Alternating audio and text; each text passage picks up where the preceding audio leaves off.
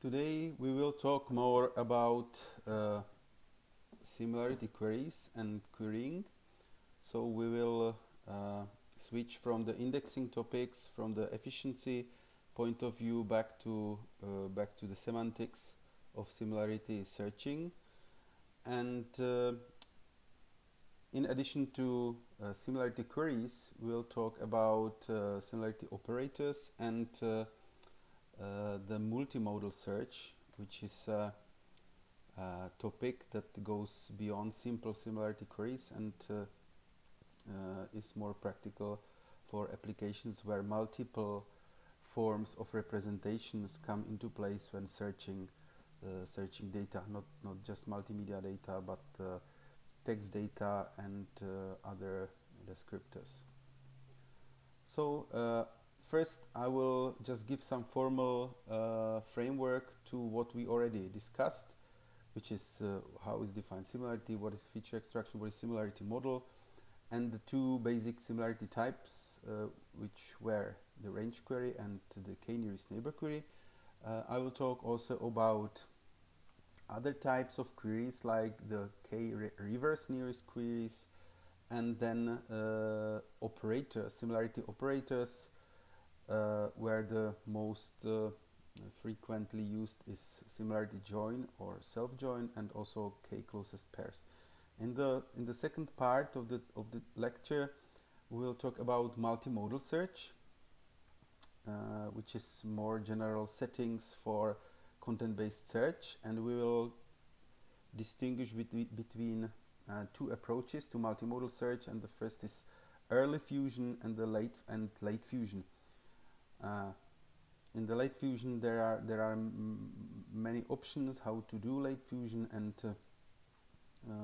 we'll just briefly talk about them.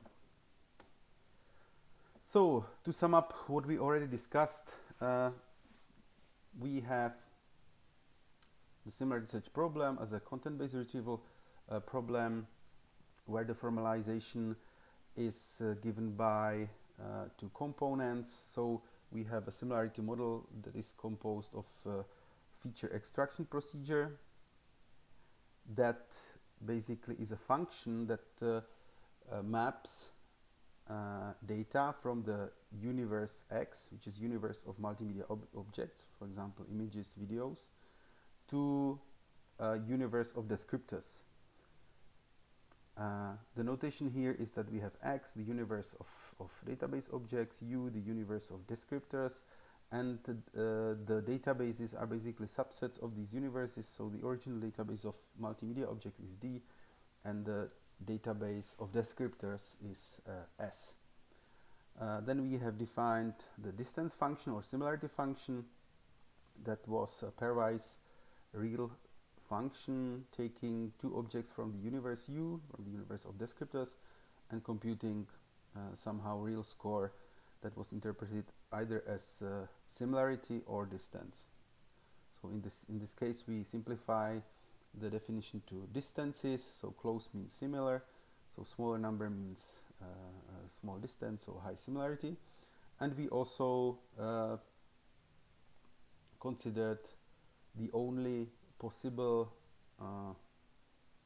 query concept for similarities search, that is query by example, because in similarity search we don't have any structure of given in the metadata or in the schemes of the descriptors. We only can compute the distances between individual objects from the universes, and therefore also queries must be defined using instances from the universe. So one instance could be a query object, and the other instance could be a database object. We can measure similarity, and based on these measurements we can sort the database with respect to the query object, and so on. So we have the similarity queries given as query by example, and we need also extent of the query, and that's how the particular queries differ from each other. And we obtain a ranked query result with descriptors or the original objects sorted with respect to the closeness to the query object Q. What we haven't discussed yet is a kind of abstraction on the ordering. So we can create some helper function that would be called SimOrder, and basically this is just abstract concept. This is nothing that needs to be implemented in some software, but it gives us some simplification of many of the similarity queries, because we introduce, using the SimOrder, we introduce so-called similarity ordering function that takes object from universe U, for example the query, and sorts the database with respect to the query. So there is a permutation established on the database objects, where for the objects in the permutation this predicate must be true. So when having the query object Q and then the objects from the ordering, so this is the index I, and I plus 1 means this is consecutive data objects in the ordering. Then there must be smaller distance between Q and ith object and Q, then Q and I plus 1. So we have this ordering. So simply said, this SimOrder function just sorts the whole database with respect to the query object Q. And now, using this SimOrder, we can redefine what we already defined, and that's the range query and the k-nearest neighbor query. When we take the original definition for range query, we have the query example Q here. R is the covering radius of the range query, and this is the definition. So all objects from S, from the database, that are closer to Q than the radius. This is the classic definition. But using the SimOrder function, we can just compute this ordering, and we can define the range query that it is the result of the query is just a predicate from this order, such that all of the elements in the predicate are distant to Q less or equal than R, which is more or less the same, but in case of k nearest neighbors, this will be much simpler definition. So just to repeat, the range query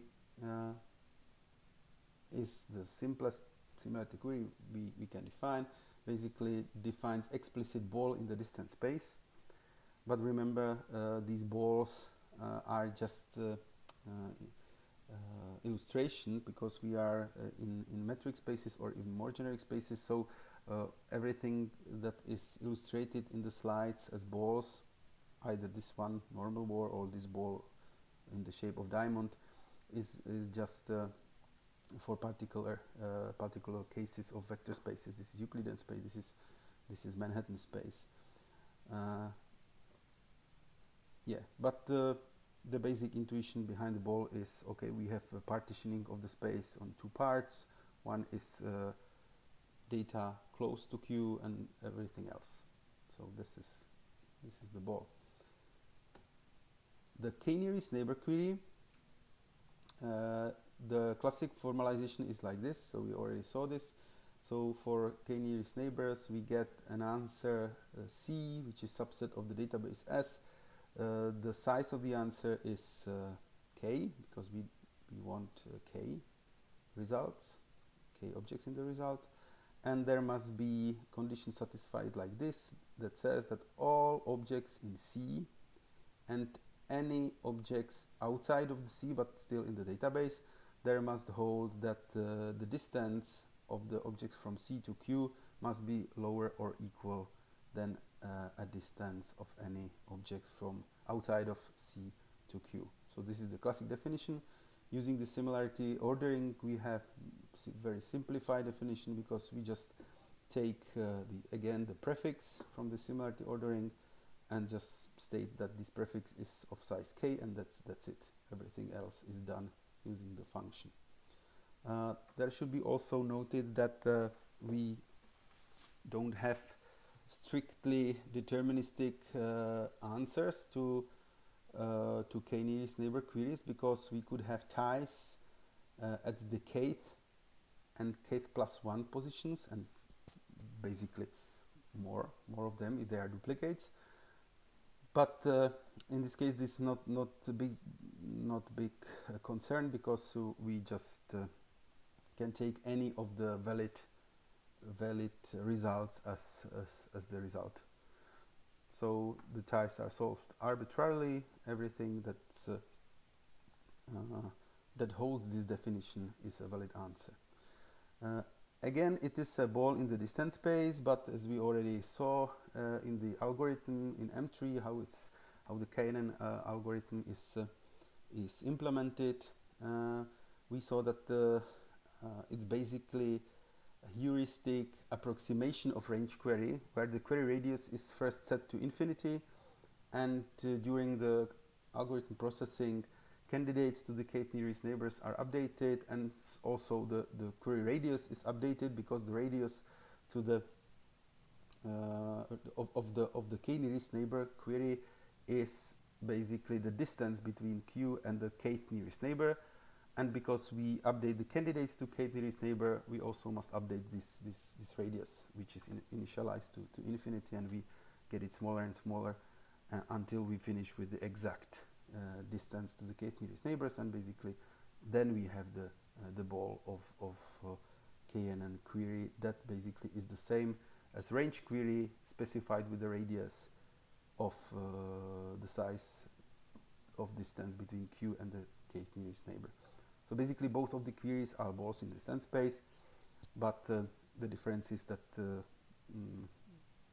in range query we know the ball in advance, and in k nearest neighbor we don't. Okay, we already saw the algorithm in M3, but generally using any index structure or in sequential scan, in this case, we just update the query radius that, as I said, started in infinity, and as we process candidates, we can update this radius and going down and down, so we decrease the more we process the candidates, until we end up with the true nearest neighbors and the true radius of the range query. The differences between range and KNN queries, we also have discussed this, but now I give a different example. So range query is not so frequently used by end users, because this type of query requires the user to know exact value of the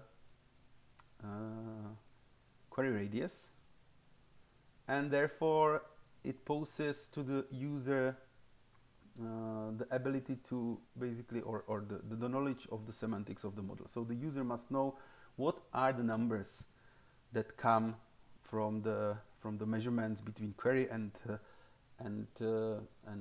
objects from the database, which is not so automatic, and this is definitely completely useless or non-intuitive in cases where we have continuous distance functions, like Euclidean distance function, for example. Then it is very hard to interpret the exact numbers that came out of the distance computations. But in mostly discrete distance functions, like the edit distance on string, we basically can assume that the user is able to manage the range, so the query radius. And the typical applications for this is when we are implementing a spell checker algorithm, where we keep a vocabulary of valid words from language, and we use a every word in the text that we write as a query to this vocabulary under the edit distance. And if there is not exact match with the query, that basically means that this word is not a word in the sense of valid words in the vocabulary, but it's probably mistyped word. Like in this case, we have example. I have word dryer, and this word is not in the vocabulary. But what I can do is to ask the database using the edit distance within the range 2, and then here it's important to understand what is 2, and it gives me from the database all words that are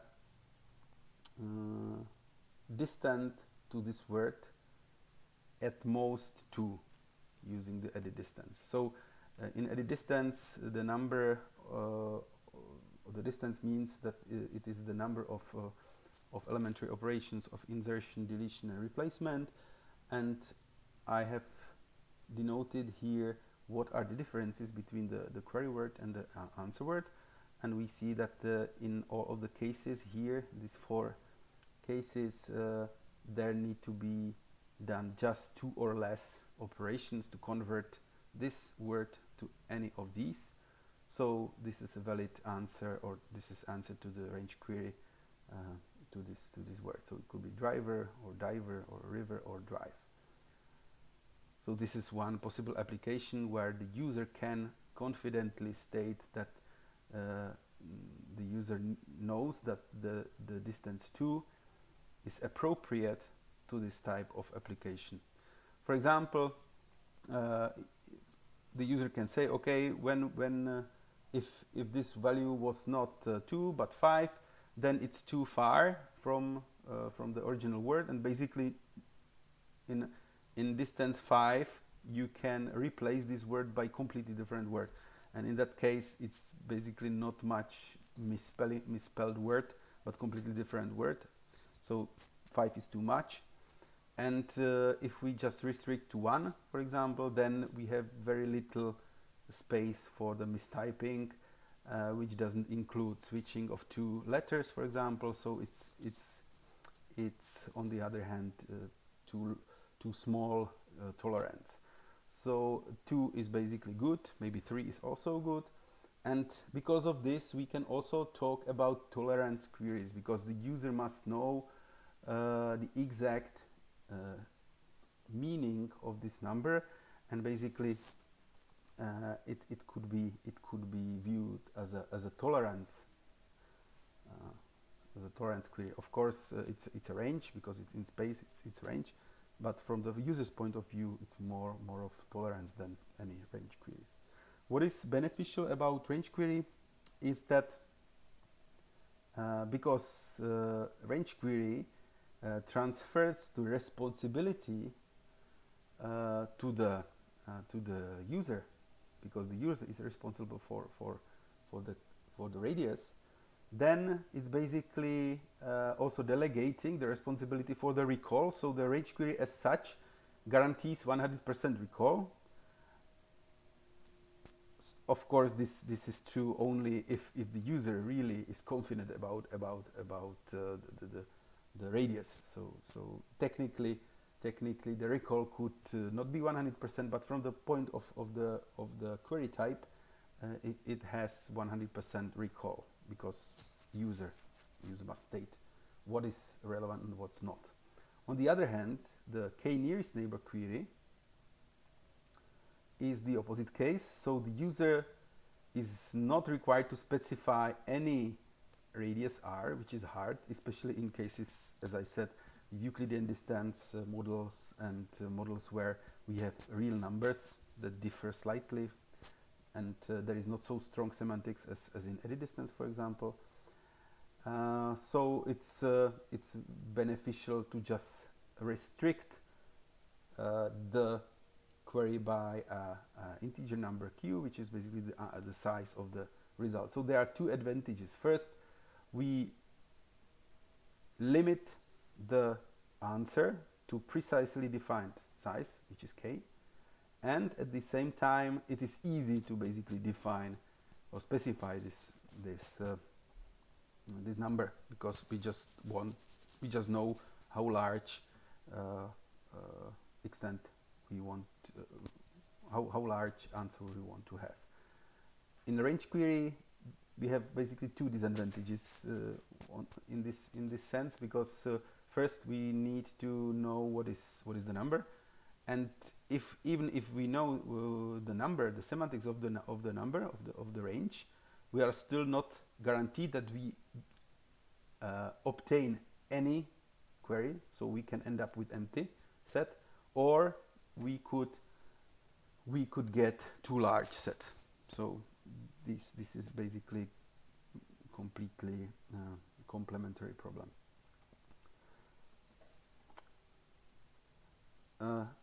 Of course, the KNN queries are more popular because this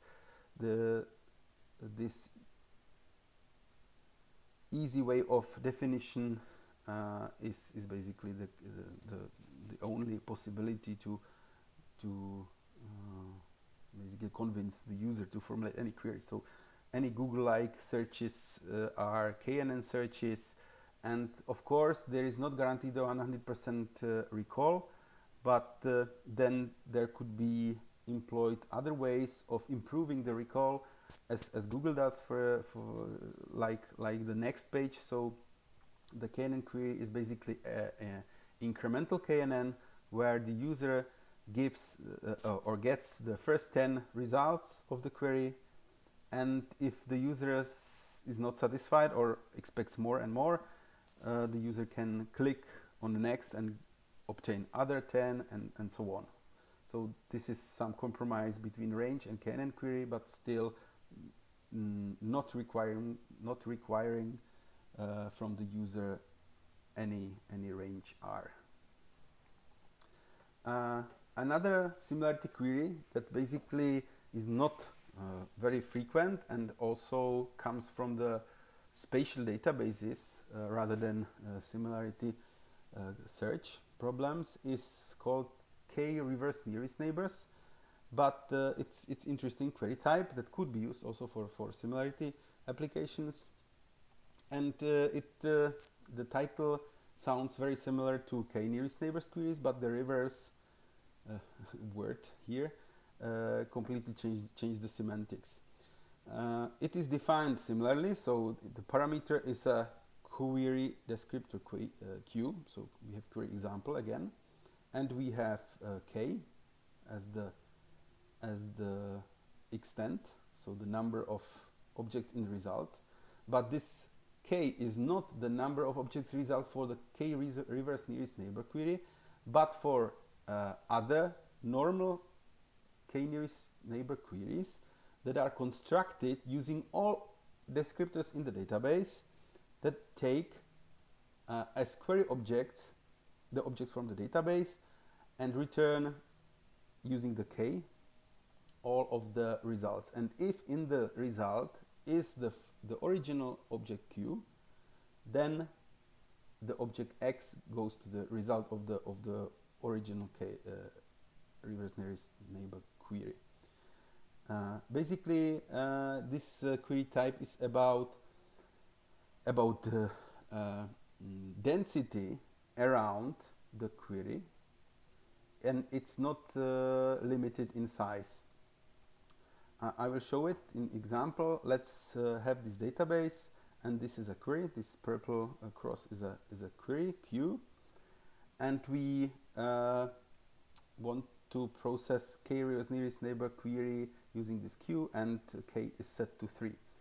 And as I said here, all of the objects in the database are now query objects for K nearest neighbor queries where K is 3. And if the 3 nearest neighbors for each of these objects contain the object Q, then the object that is tested goes to the query result. I will show it only in 4 cases when it's true.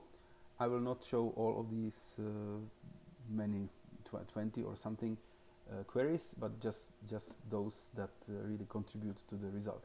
So first is this one. if this is a query object and we execute a k nearest neighbor query where k is 3, I get the object q among the results. So this object goes to the result of the k nearest neighbor query. Then the other is this one. Again, q is among 3 nearest neighbors. Then this one again is among them, this one and this one, and that's it. So for this object q, k3, these 5 objects are the result of this k reverse nearest neighbor query. And there are many applications in GIS environment. For example, let's consider these crosses are just points on the map where each point is a GSM antenna or some transmitting point for internet signal or anything like that. And by querying in this particular point, we obtained answer that well, in this point there is 5 antennas. So this place is basically densely populated by other antennas. So the decision could be, okay, in this place there is enough of antennas, so it's not necessary to build a new one. But maybe in this place that will not answer so many reverse neighbors antennas, so maybe just one. So maybe it's a good idea to place a new one here. So that could be the spatial application. But it could be also used in the similarity settings for similarity queries, but not in this straightforward sense of spatial relationship and topological closeness and topological density, but mostly it is used for identification of redundancy or duplicates. So we can use this in the same way to just maybe filter out a database of duplicates, or maybe also for sampling. It's also good way how to reduce the size of a database for sampling purposes, for some representations, abstracting and so on. So there are also reasons for similarity queries using k reverse nearest neighbors. Okay, so that was another query type, and then we have a group of not queries but operators. So similarity operator is like database operator in general. So database operator is basically some operation on the database with the result. Everybody knows the joins or set operations in relational databases. So it's similar here. So the difference between query and operator is that in query we basically target some small extent operation for a single user. We have some parameters of the query, like the query expression or the example as in case of similarity search, and we get a small, or we expect a small subset of the database returned as a result. The small subset is necessary because if the query is imposed by end user, then the user is not really capable of processing large amounts of data. That's why the KNN queries are so popular, because the K is usually set to a small number like 10 or 20, and that could be handled by a human. So query is individually issued operation on a database with a small subset. Also, because we have the parameters of the query, we can change them. So it also makes sense to query the same static database that is not changing and retrieving different results, because we have different parameters, different query examples, different other parameters like the extent and so on. So it's a repeatable process. On the other hand, the operator is not meant for end user to be to produce a result that is consumed directly by the end user, and more likely it's a database operation that produces some transformed way of data that is supposed to be queried again or further processed in a pipeline. So the operator is not basically the endpoint that produces data for end user. It is also often non-parameterized operation, like self-join, for example, or we have others. And therefore, it also makes not much sense for processing the same operator multiple times on a static database, because it would lead to the same results. So in this sense, the operator is very interesting to be run repeatedly on dynamic databases or streaming databases, because then the operator basically could serve as a filter on a database. So let's have some huge stream of data. We would like to filter out the interesting instances. We can use it. We can define operator that basically runs as a filter and just condenses the huge stream into a smaller set. And of course, because operator works on the whole database and transforms it, then also the answer is supposed to be much larger than at the query, which is basically formulated to the end user. So because we don't expect end user, we expect the data that is further processed somehow, the answer might be much larger, and it's not a limitation. So the most common operator, database operator, is join or different joins. In similarity search, of course, we could define similarity joins, where the only thing that is different from normal relational joins is that we work with similarity search. So we have descriptors in the database, and we don't have exact binary predicates, but we have similarity query predicates. But they also lead to binary predicates. But they are basically transforming similarity into predicate. So we can use range and KNN query for the basis of these predicates, and we can then join databases of different instances to be joined based on these predicates. If there is just one database and we do join on this single database, we talk about self-join, and there are many usages of joins or similarity joins.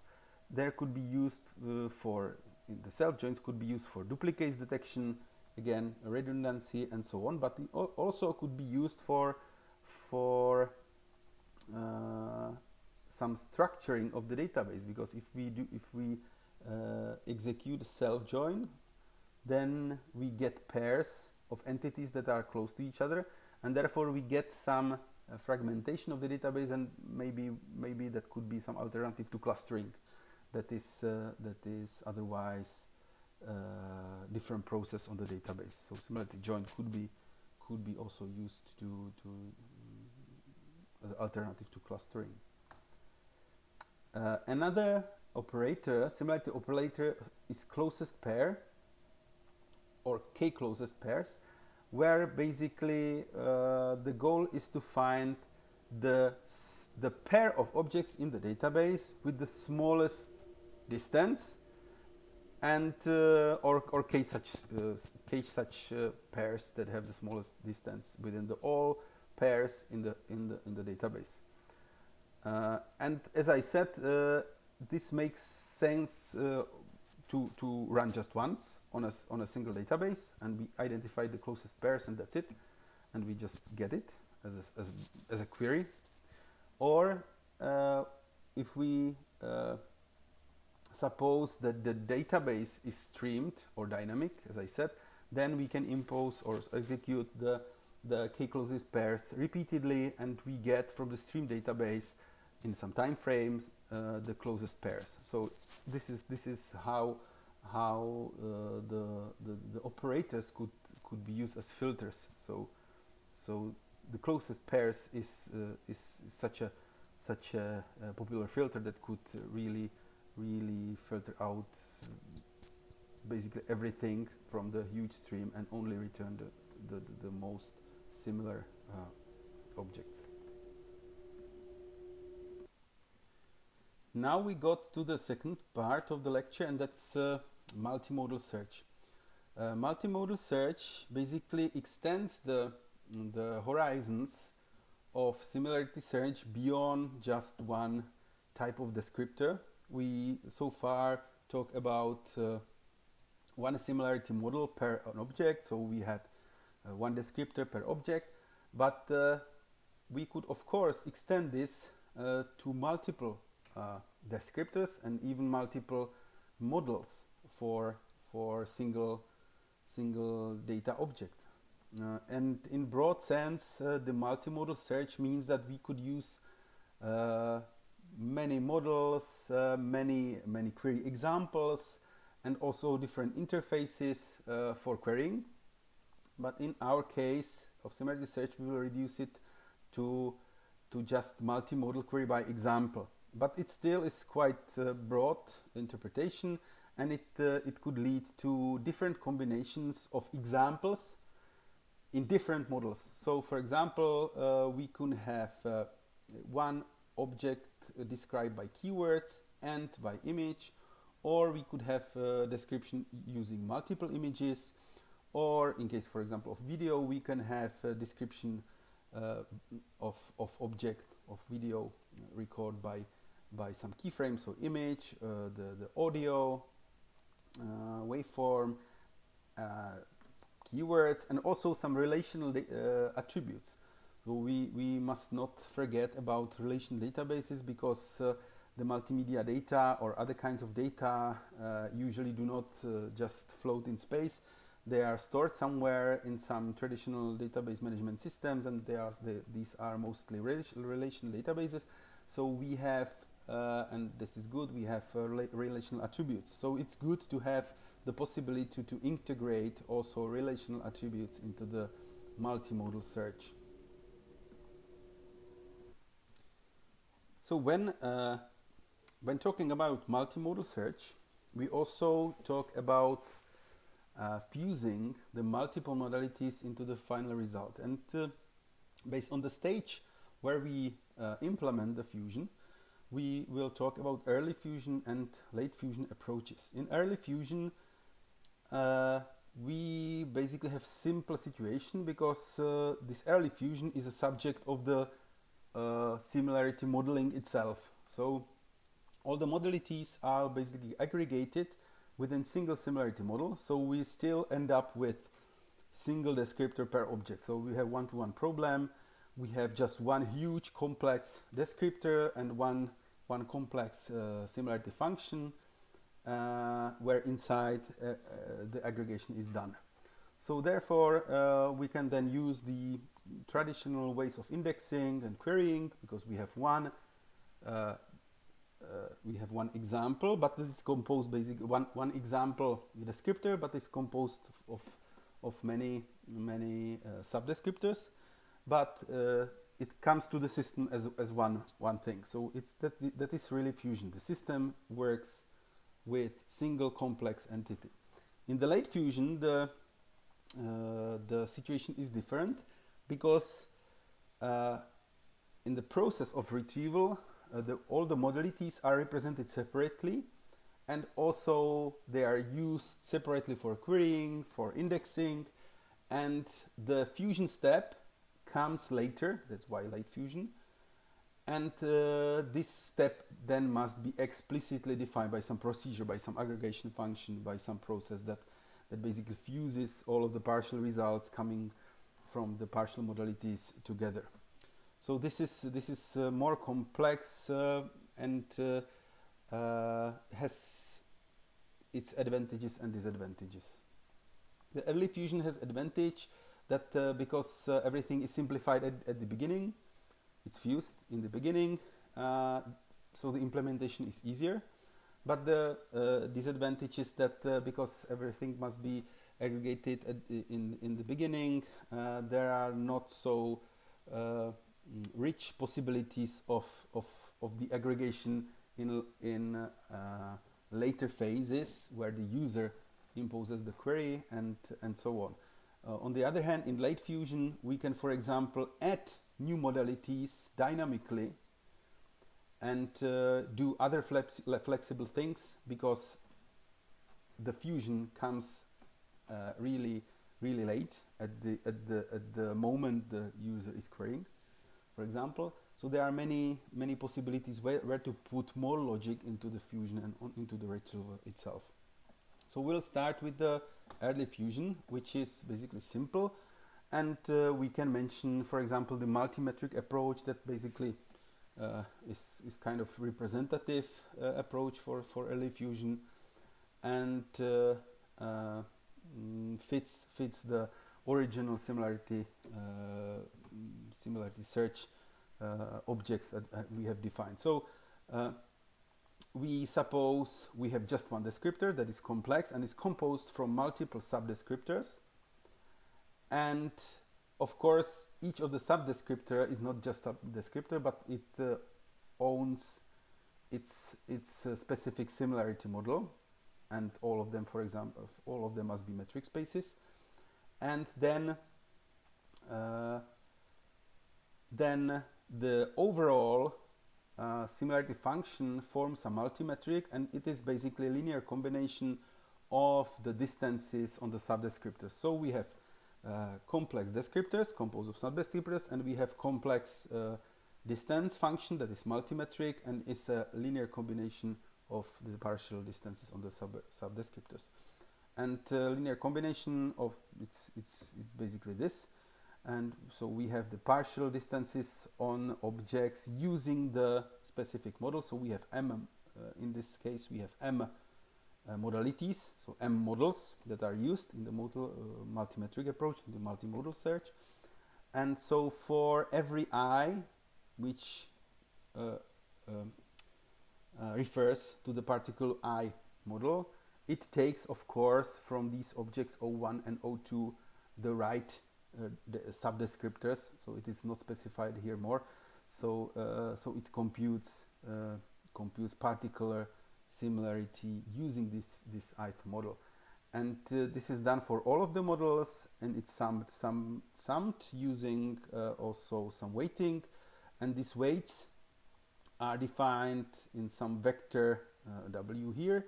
And what is needed is that these weights must be, to be practical, that there must be available to be altered by the user at query time, because otherwise that would be too rigid approach to have statically weighted everything. It is also possible, it's much better to have this possibility at query time too. So depending on the query vector to set the weights. For example, just consider example, we have two modalities. We have keyword search and image search, and we have object that is, for example, a car, sports car, Ferrari.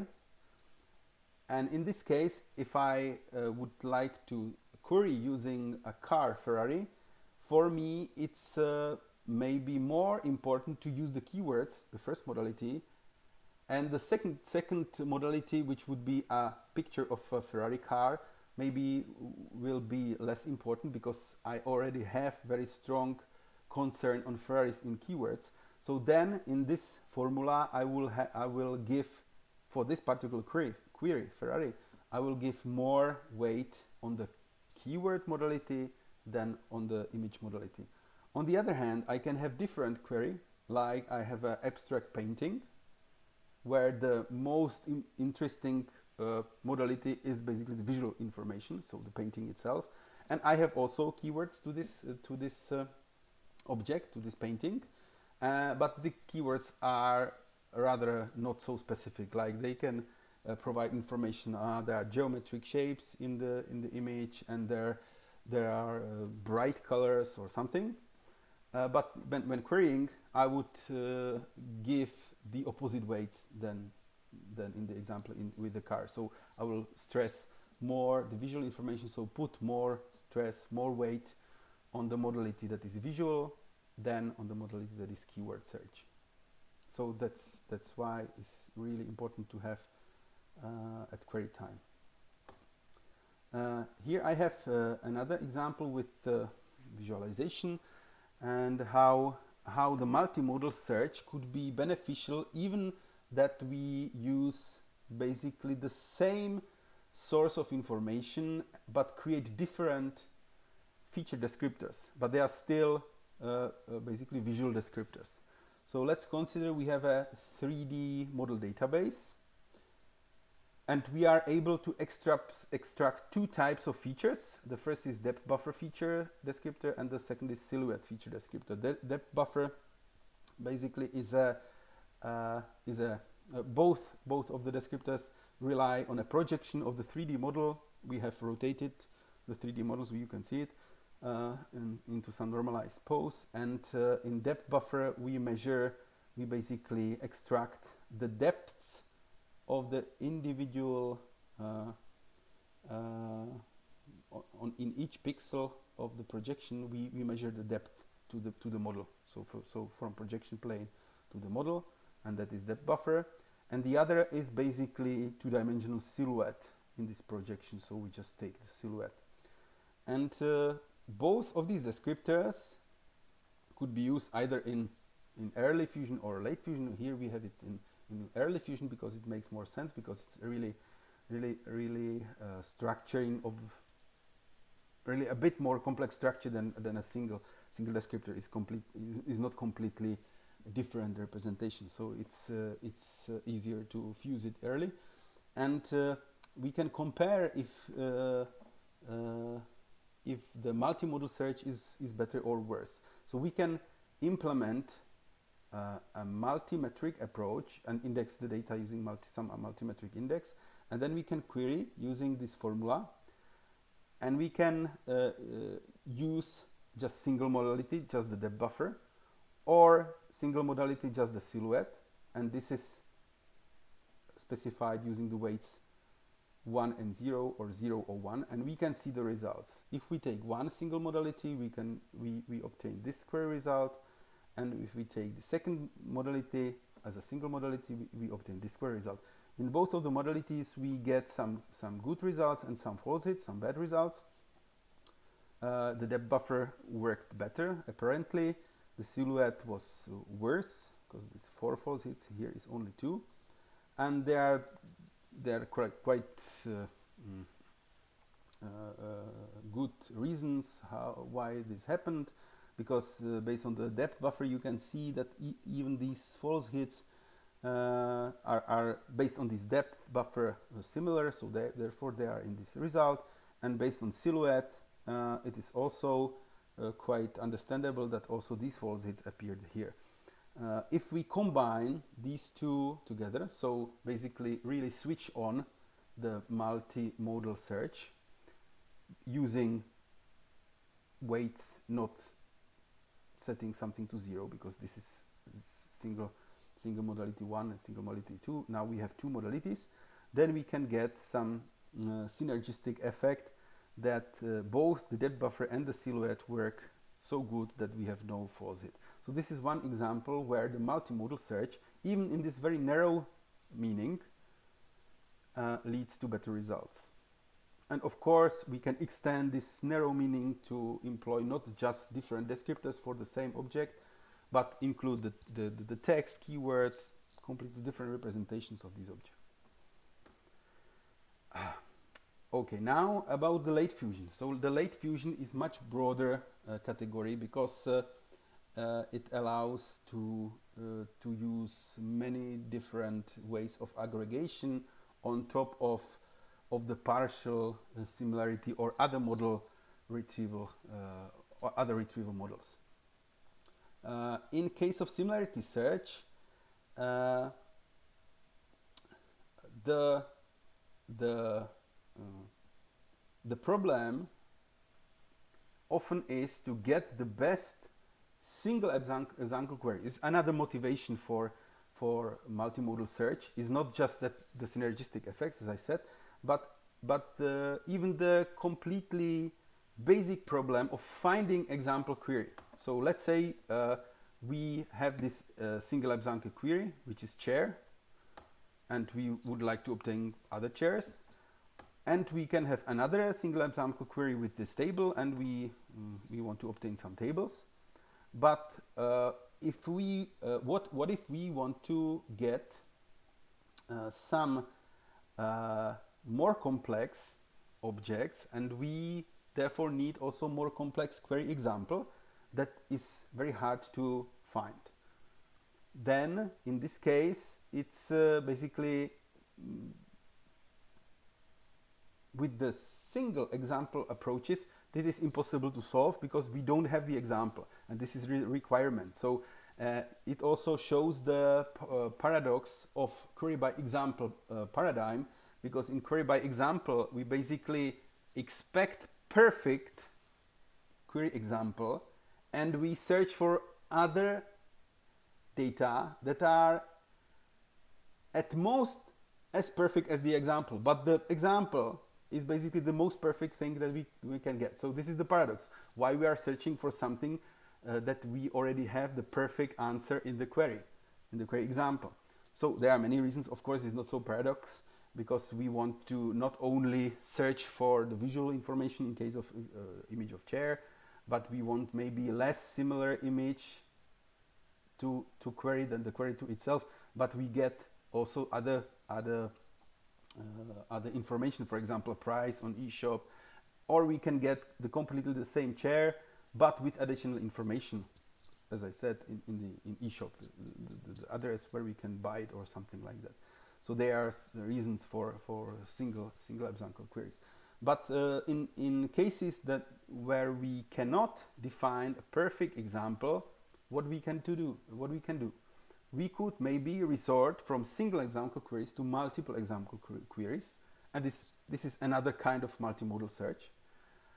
And we would like to maybe formulate query like this, so using the same objects, chair and table, but together, not separately chairs, tables, but combined, and we want to obtain something like this. We would like either, for example, the sets, furniture sets with the chairs and table like this, or we maybe want to use different interpretation of the similarity, because this similarity is just compositional similarity that measures okay, in this example there is both chairs and one table. Or we can have different similarity, and this is transformational similarity that says, okay, I can easily transform this to chair and also table. So here maybe I say I search for something that is on a halfway between chair and table. From whatever reason, I can use this in both roles, so I save money or something. So I have very small chair, but it's also a stool basically. Or I have something that is horizontally oriented like the table, but it's basically a chair. So I can have many of these semantical interpretations, but what is common to them is that I have multiple example query. Otherwise, I need some perfect query like this or like this, and this is what I have not. So this is motivation for multiple queries, and how to basically evaluate such queries. And one way how to evaluate multiple example query is basically multi-criterial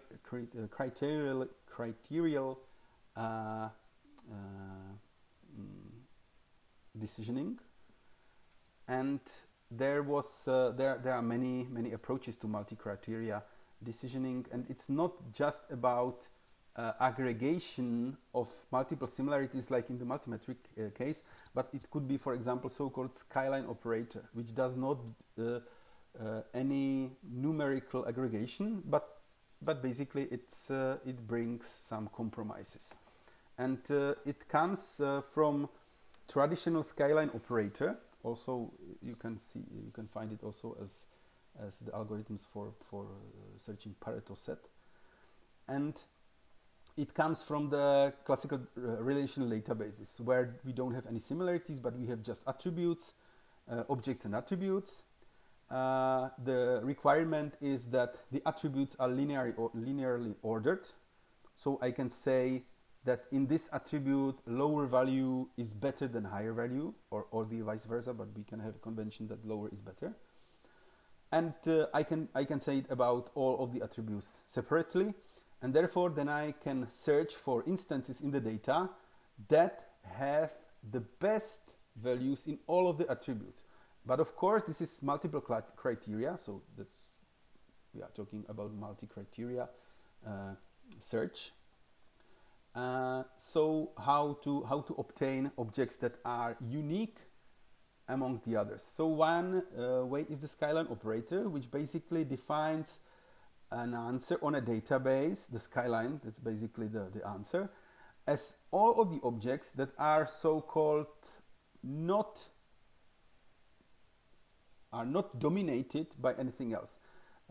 What is not dominated?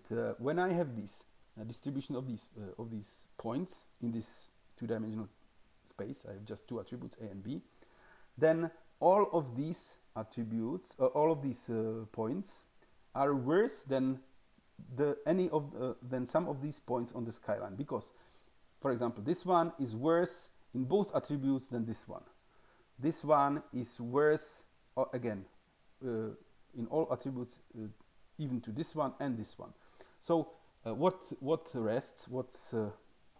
remaining is objects that cannot be dominated by something else, but they are not sorted.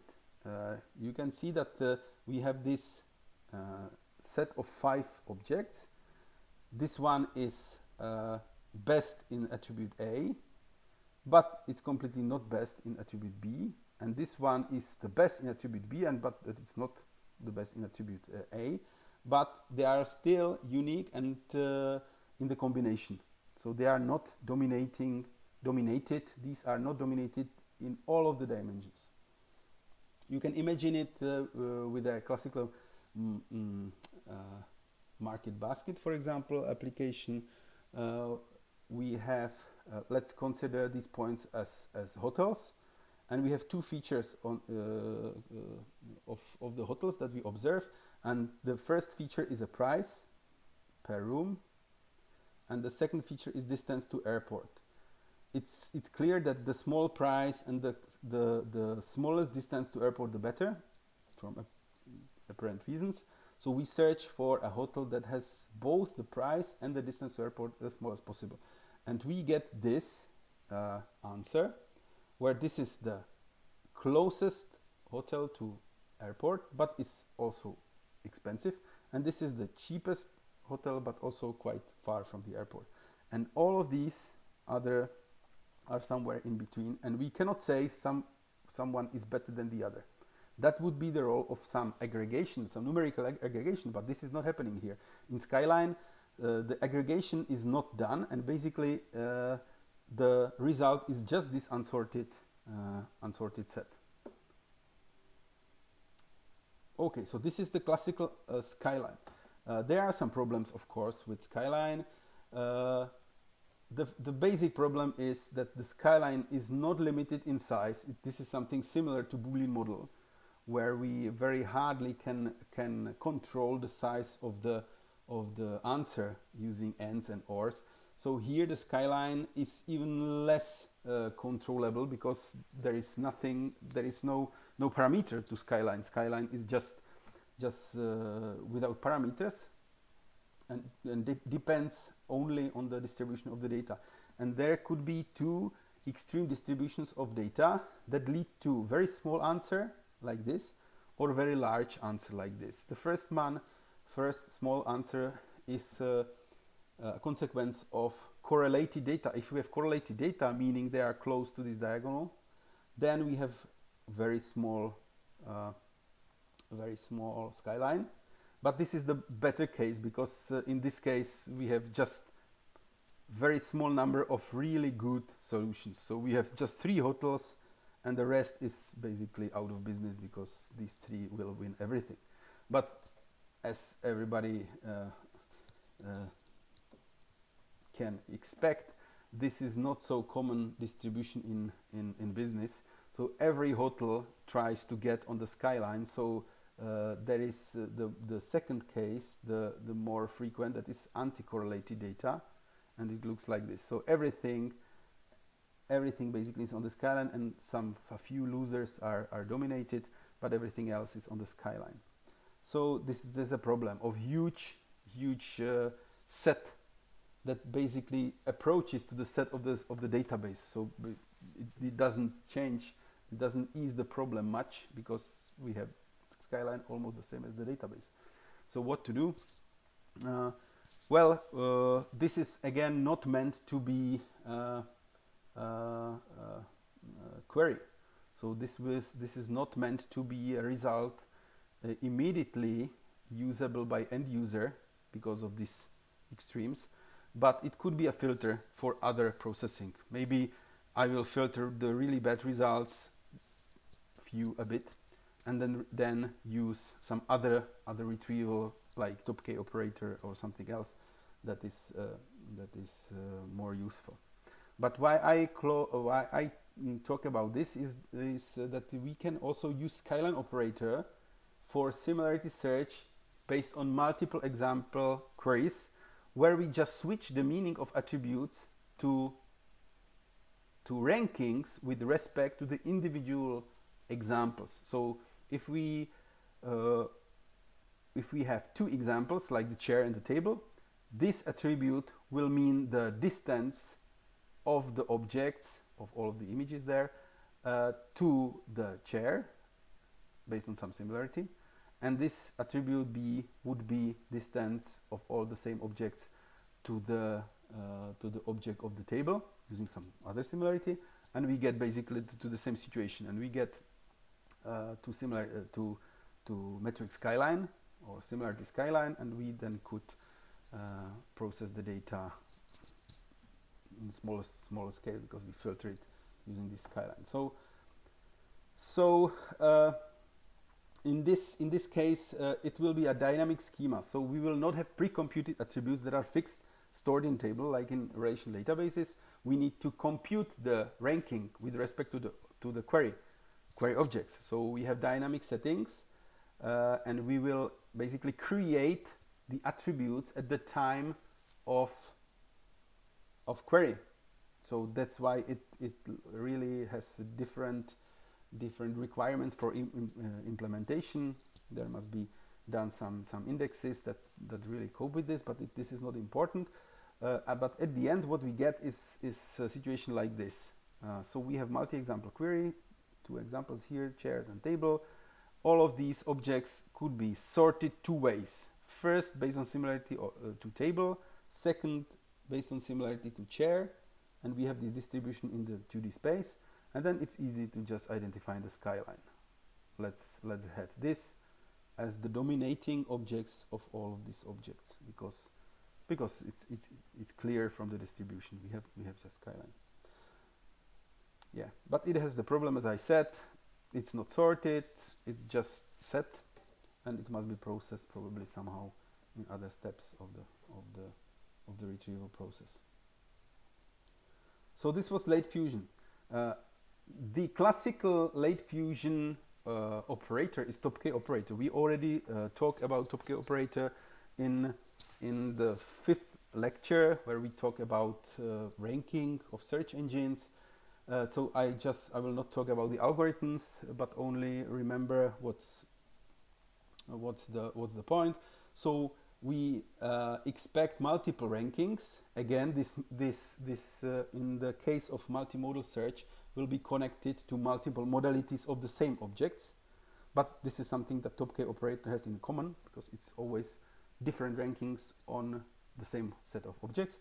And for example, let's have a database of web pages with images. So we can have 3 rankings, 3 models, 3 modalities. We have multimodal search with 3 modalities. The first ranking with respect to a query could be ranking based on vector model of and quasi similarity based on the text with respect to a query.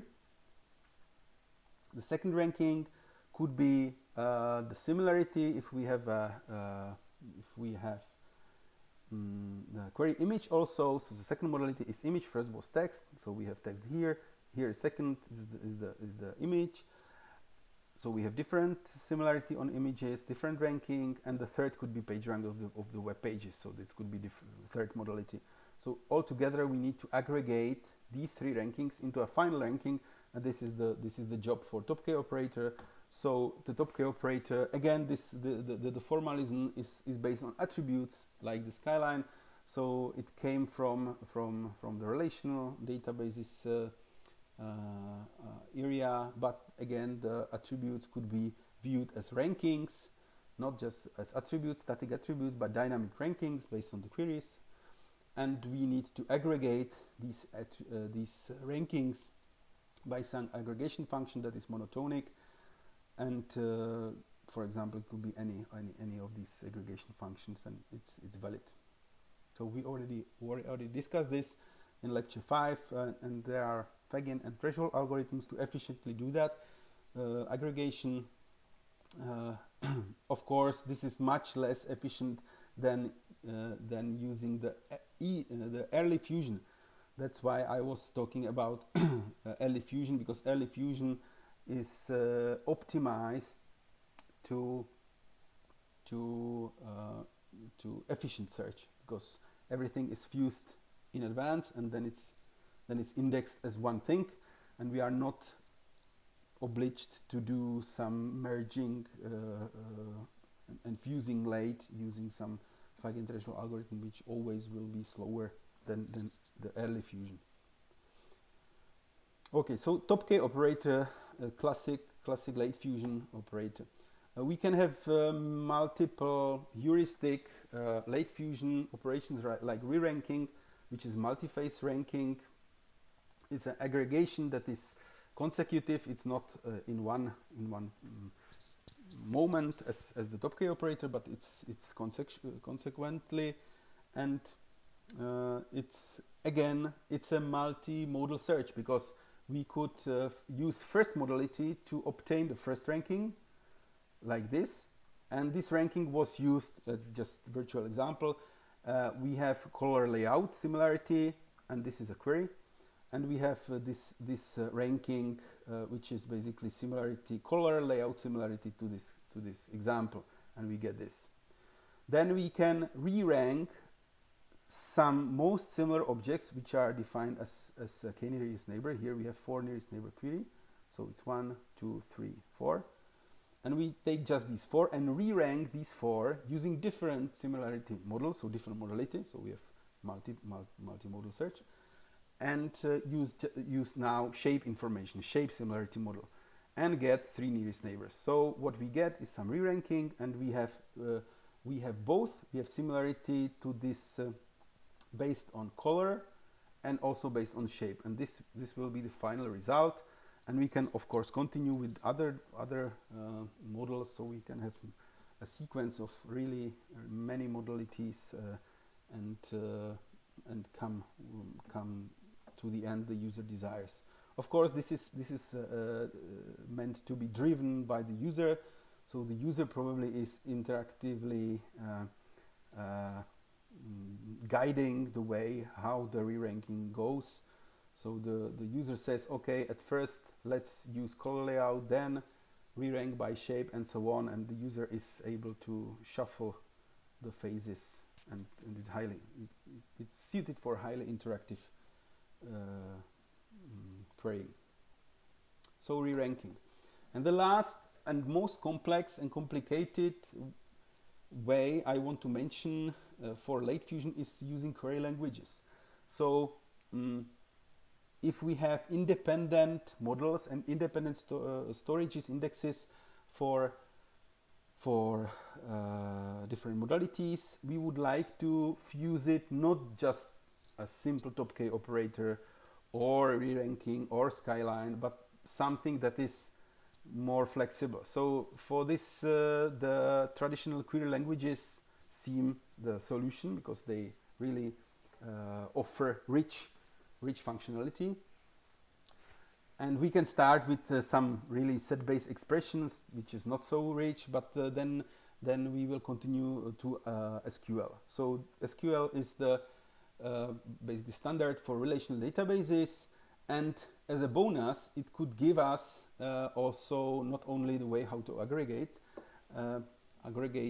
multiple modalities, but also the combination with the structured attributes we already have stored in the relational database. So basically it's the other way. So we can use the traditional relational database, extend the scheme by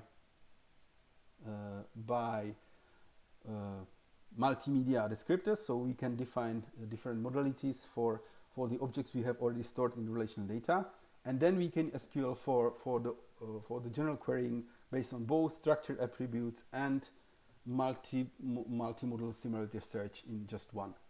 So that would be the ultimate solution, and also it's practical. We can implement it into existing database systems, and it's not just in vacuum. So it will be then really connected to some commercial solution. But first, we can just resort to simple set operations with similarity, and this is just but this could be also then implemented in SQL, but here it's alone, so we can just use the primitive queries like KNN queries. Here we have KNN query for this example. We want 4 most similar planes to this. Then we want also 2 most similar to this, and we want some similar to this, but using range query with the query radius 0.3, and we will just combine the results using set operations. So we will unify the results of this and subtract the results of this. And the semantics between is that we want planes and space shuttles, but nothing that can land on water. That could be the natural language query for this result, and we get this. But what is more practical is the integration to the SQL, as I said. So we can start with a relational database of records, where each record is just object, database object, and we can add new modalities to these objects like visual descriptors, full text descriptors, whatever we have. And then we can use define new SQL predicates to basically extend the querying using SQL for the capabilities of similarity search. So we can of course implement this in object relational databases using some user function, user modules.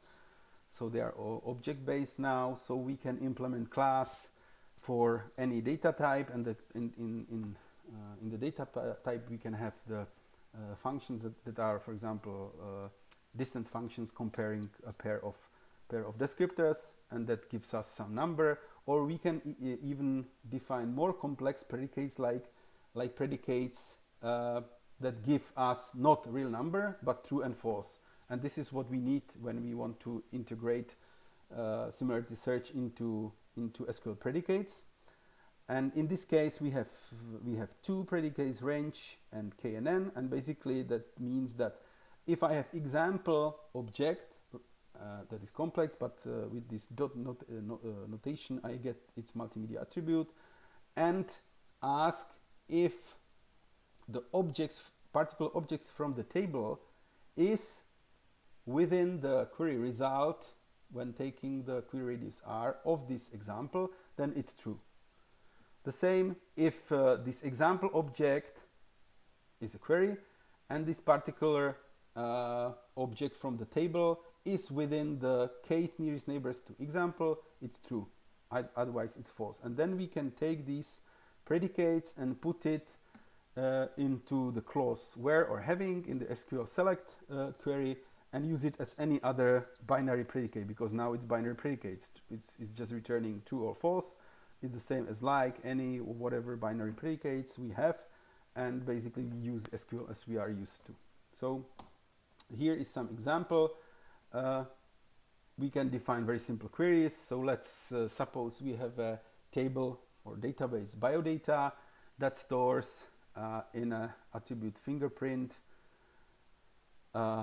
the descriptor of fingerprints of people, and then let's say we have settings on airport, and now some passenger comes to a scanner, John Smith, this is a constant, it's example, square example, and so provides the fingerprint, and using the example fingerprint and all of the fingerprints in biodata, I can, using the range predicate, determine if this fingerprint is within the range of 0.01 to John Smith, and if it's true, then the whole predicate is true and it goes to the result, so I can identify, well, I found John Smith in the table biodata. I can also define it using the KNN from different domain. Now I don't have biodata, I have DNA data. This is really artificial example. I have some table with DNA sequences, and now it's not John Smith but Mickey Mouse comes to the airport and provides the DNA, and I search for the most similar DNA to Mickey Mouse that is in the DNA data. So this basically will return always just one ID of the most similar object from the DNA data. In this case, it could return 0 or multiple because it's range query. Here it's just 1. So this is simple queries, and we can also, and that's the power of the thing, generalize the similarity predicates to similarity joins, and again using the same predicates we can define a join, for example here on two tables, criminal and citizen. Let's have a database of criminals with fingerprints. Let's have a database of citizens that were scanned at airport again, and I can join these two tables based on the predicate, again range query, where the example is the criminal, and the data that is tested is the citizen fingerprint. Again, the range is 0.01, and in this case I will end up with a join producing pairs of criminal and citizens IDs that together are really close to each other. So I can have this query returns a set of suspects that could be maybe criminals. So this is one similarity join, and in other I use the KNN again, and on different tables I have two tables, mammal and insect, and again very artificial example, and I search for pairs of mammal and insect that are really close to each other based on DNA similarity. But in this case I have guaranteed that to every mammal I get two insects that are the most similar. So because here in KNN I have always guaranteed two results. This is query and this is answer, so I have here guaranteed that for every mammal I get two insects, and this is how I get it, the two pairs, mammal and insect ID. So this was basically about multimodal search, and that's it.